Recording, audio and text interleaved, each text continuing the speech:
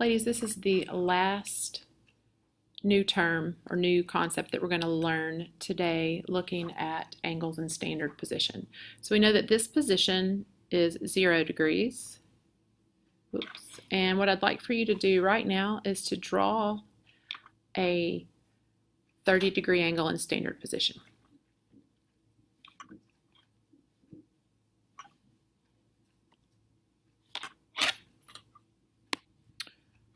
Pause the screencast again and also draw 2 more angles.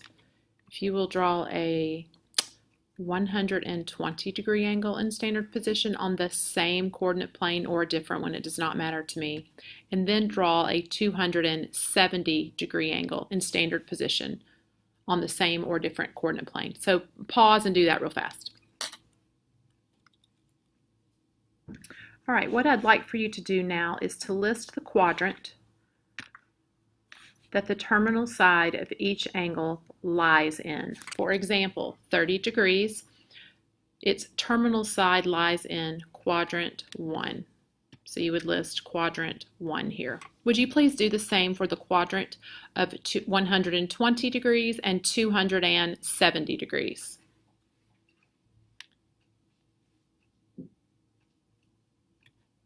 So 120 degrees, the terminal side lies in the second quadrant.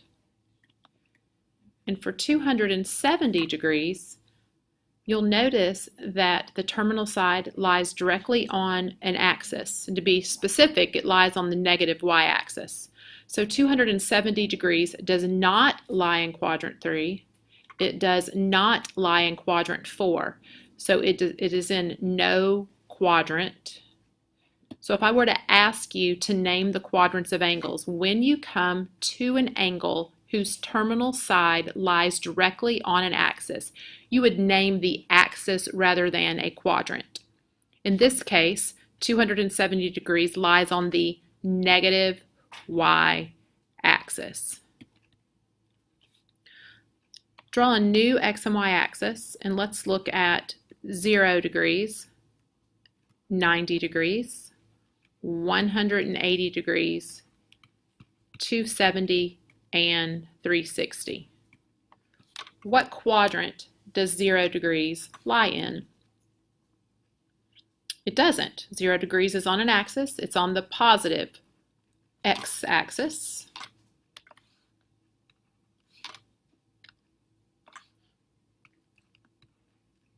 What about 90 degrees? It's not in a quadrant. It's on the positive y-axis. What about 180 degrees? Not in a quadrant. It's on the negative x-axis. We've already discussed 270. Let's look at 360. 360 would be one full rotation, and it's also the positive x-axis. So the final term I want you to learn today is something called quadrantal angles.